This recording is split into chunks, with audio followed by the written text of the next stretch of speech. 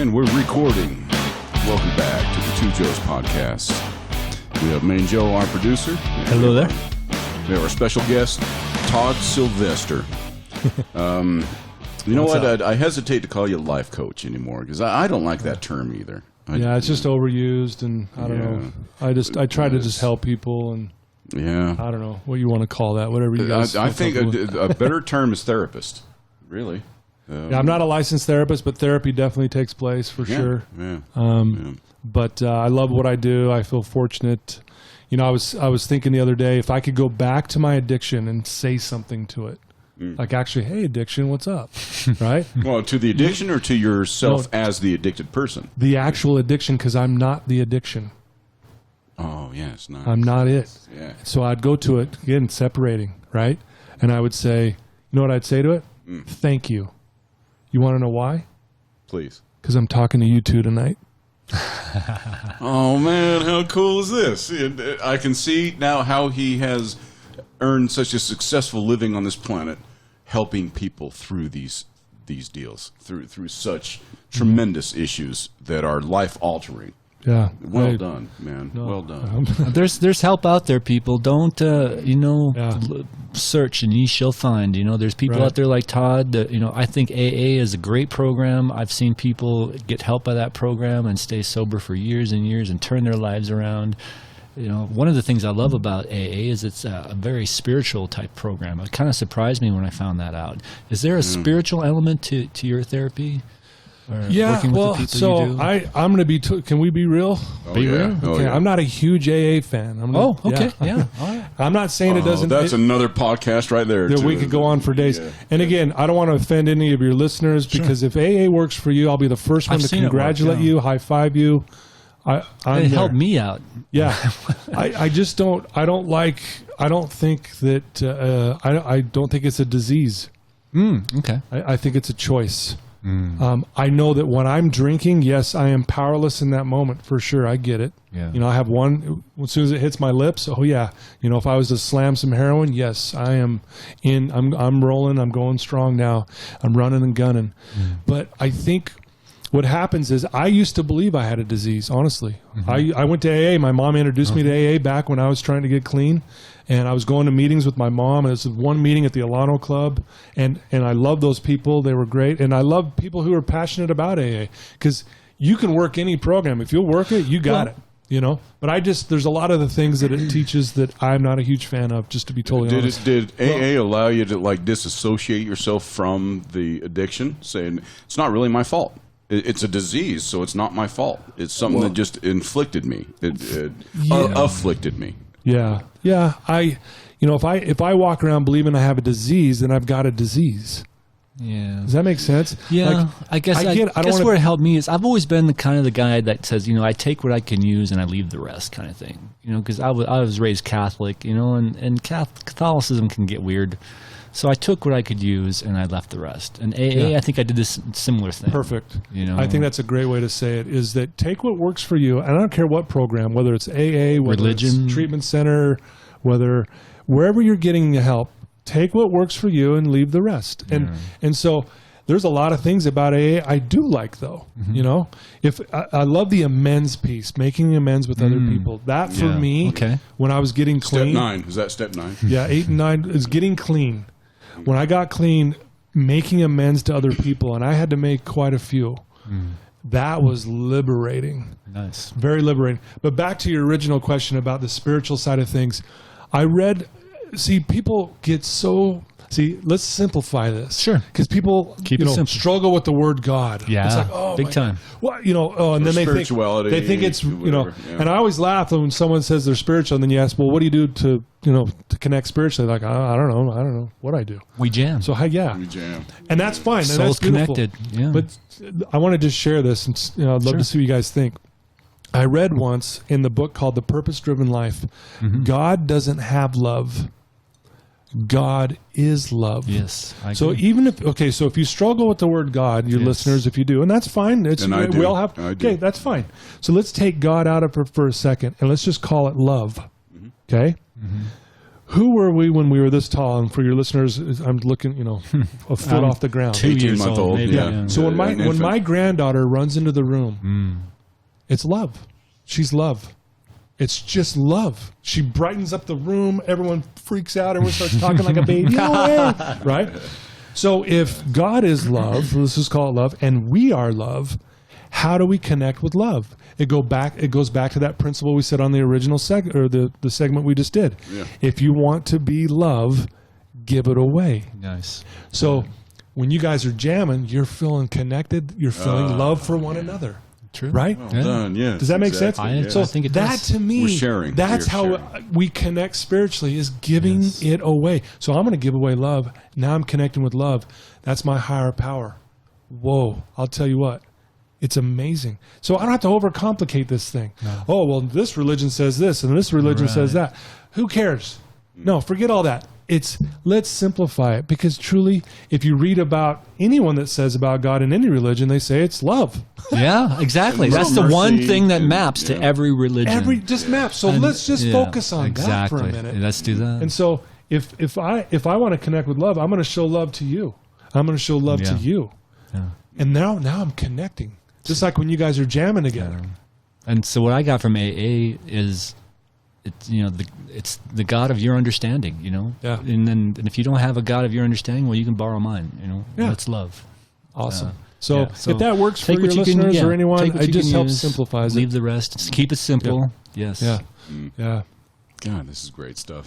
I really don't know where to go from here. Well, I was going to say, we kind of preempted you a little bit. You had a question at the end of last segment, and you kind of wanted to talk to Todd about it this segment. Was it already done? It was, what was it? Shite. It's about addiction. When does it start? How does it start? It can start at any Was that age. it? Oh, yeah. Starting later in life? Yeah, it doesn't start in high school. It Doesn't doesn't have start to. in your 20s. It Right. doesn't start in your 30s. Well, it starts anywhere. It can start anytime. anywhere. Yeah. know? Honestly, Todd, I drink more today than I ever have before, but it has not presented any impediments to me getting my work done and maintaining a comfortable lifestyle and all this. How does it? This is an impossible question. How does it start in some person's life and destroy their life? And how does that happen? Well, let me first define what addiction is. Please. Okay. Yeah. One of the best definitions I've come across in my 25, 30 years in doing this is addiction is the perpetual avoidance of legitimate suffering. Most people That's deep now. That's deep. Now, I can relate. I think. Yeah, because here's what it is. Usually when I first started drinking and doing drugs, it wasn't because I'm trying to blow up my life and kill myself. It was like, it was fun. I loved feeling high. Age 11, who doesn't? like you said, age 11? Well, I was just a Not sip. so much then, it was but more later. like 13 and 14 when things, when I started doing that. But what happens is when if I started using it as a coping mechanism, because of that feeling in my head hurt so bad that I wasn't good enough. I believed no girl's ever going to want to date me. I'm stupid. I walked around the hallways thinking no one liked me unless I was high or drunk or giving away drugs. And that was the story I was telling myself.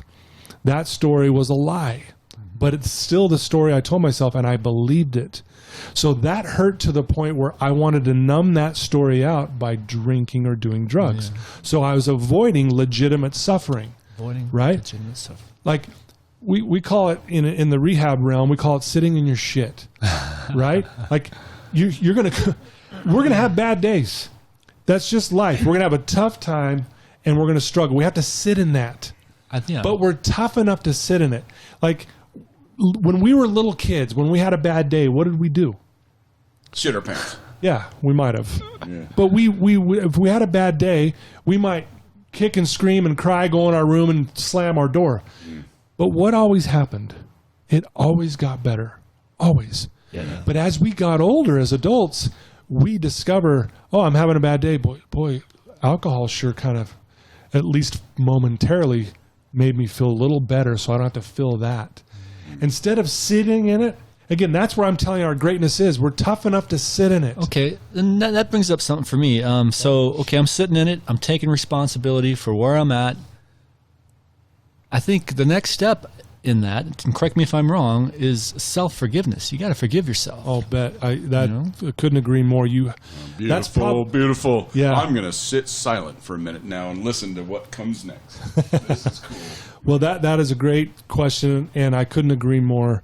I think one of the hardest things in the world to do is to forgive ourselves for whatever reason. We can forgive everybody else.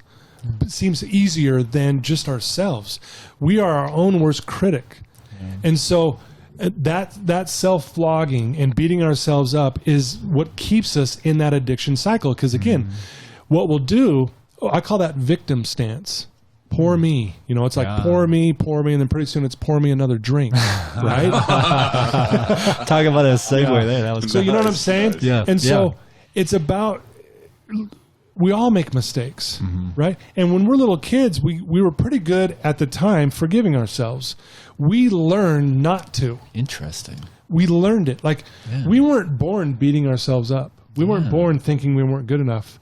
We were born believing in everything. We had faith as big as the universe when we were little kids. Innocence. Yeah. But we learned through life and comparing to other people that, and then we start telling ourselves a story, I'm not good enough. And that forgiveness piece is critical. Because if I truly do forgive me, I have no other reason to beat myself up anymore. Which, by the way, takes away the excuse to keep drinking. And here's what's funny. People will not want to give up beating themselves up because they want the excuse to keep drinking. And there's that vicious cycle, right? Yeah. But I'm telling you, if we know who we are, and I want to really touch on this, and maybe we can, if that's okay. Yeah. The power of what the story we tell ourselves is so they say the most powerful force in the human psyche is the story we tell ourselves about ourselves. And I want to share an example of this. Okay, and this is for your listeners, man. And this was mind blowing. Both of them. So I had the honor last December to speak at the Utah State Prison. And I've done 1,500 speaking events. I've had many great experiences. This experience was the best experience I've ever had in speaking up until that December. Who invited you? There was a guy called. I can't remember his name now, but he was from Toastmasters, and they hire speakers to go into the prison and speak to them. Toastmasters is a cool program. Yeah, I've heard of that. So I got invited by them to come speak and share my story to these prisoners. So they do a background check. I go to the prison. I'm actually a little nervous, but I'm like excited at the same time. I'm like, okay, here we go. Yeah. I go through all these gates. They're locking behind me. Wow. Doors slamming. And then these 3 guards, I have to go through a metal detector. And then the 3 guards pull me aside and they start, coaching me. Okay, if something goes down, make sure you're standing by us. And I'm like, is there something going to go down? I start kind of you freaking never out. know. There's that anxiety coming in. And so, how big was your audience, Todd? So I walk into this teeny little gymnasium, center block gymnasium. It's center block everywhere, so it's loud. 120 inmates sitting in there in their jumpsuits, and they want me to speak for an hour and 15 minutes. And I'm like, wow. So anyway, 3 of the inmates go up for 5 minutes each, share their story. And then it's my turn. And these guys were amazing. They shared their story for 5 minutes. Now I'm like, okay, here I go. I get up, stand up, and I start sharing with these inmates. And I'll tell you what, just to set the stage, I have never had a more humble, more attentive group ever when I spoke. These guys weren't talking to their neighbors. They were attentive. They listened to every word I said. I'm like, I couldn't believe this was happening. Hour and a half you did this? Hour and 15. Hour and 15. What were you talking? Like addiction recovery or life coaching? I'm sharing my story on how I overcame my addictions. I got them in my palm of my hands, and I had this impression come over me. Ask them this question.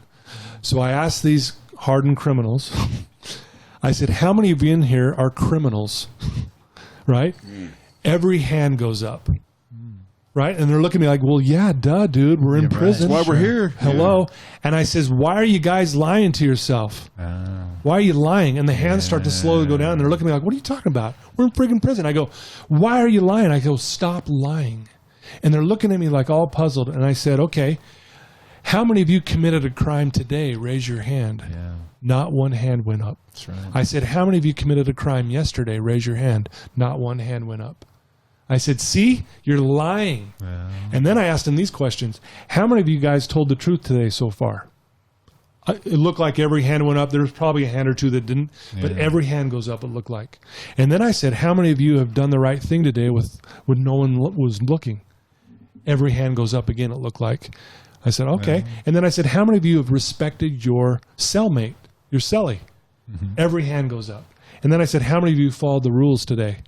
Every hand goes up. And I said, see, you're lying. Because what you just told me is you're honest, you have integrity, you're respectful, and you're caring. And you consider yourself a criminal. You raised your hand. And you said you're criminals. Quit lying. Yeah. And had I not been there, guys, I wouldn't have believed it myself. I got a standing ovation for 3 minutes in a cinder block gymnasium. It was the loudest thing I've ever heard. It was like, they stood up, dude. They were just, and I'm not kidding. I start tearing up. I got freaking goosebumps. And there's this guy going like this, waving me down.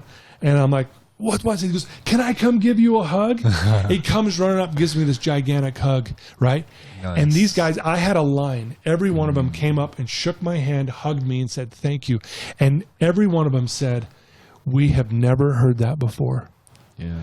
And I said, and then I finished it off with this. What follows I am follows you.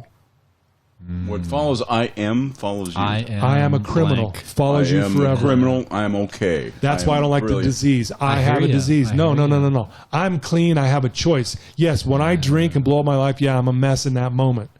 But not now. Right now. Who am I right now? Like us three right here. We're good.